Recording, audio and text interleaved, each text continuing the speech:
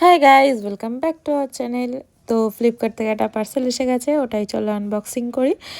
তো তোমরা তো সবাই জানোই আমরা জানুয়ারিতে ঘুরতে যাচ্ছি, তো সব সেই রিলেটেডই কেনাকাটা চলছে আর কি। আমি জানি প্রতিটা কথায় আমি প্রতিটা ভিডিওতে আমি একই কথা বলছি, বাট কিছু করার নেই, ওই রিলেটেড সত্যি কথাই বলছি আমি আর কি। সো যাই হোক, ফ্লিপকার্ট থেকে এটা চলে এসেছিলো একটা জগার্স। আমি একটা জগার্স অর্ডার করেছিলাম, যে ট্রেনে রাতে একটু মানে একটা রাত তো থাকতেই হয় জানোই, তো একটু কমফোর্টেবল যাতে জার্নি হয় সেই জন্য। আমার লাগে ওই 36 মতন বলতে পারো।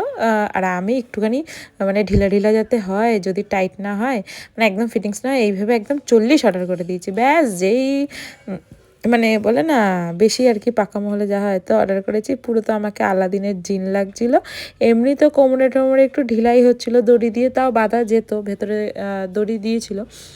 বাট পায়ের নিচের দিকে একদমই বিচ্ছিরি লাগছিলো, মানে কেমন আলাদিন আলাদিন টাইপস লাগছিলো। তো সেই জন্যে আমার প্যান্টটা পছন্দ হচ্ছিলো না, ওই জন্য আমি রিটার্ন করে অন্য একটা সাইজ নিতে চাইছিলাম। তো ওই জন্য এটা প্যান্টটা আনফর্চুনেটলি রিটার্ন করতে হয়েছে। তোমরা এখানে দেখতে পারো সবই ঠিক লাগছিলো, বাট প্যান্টের মানে পায়ের নিচের দিকটা প্যান্টটা প্রচুরই ঢিলা লাগছিলো।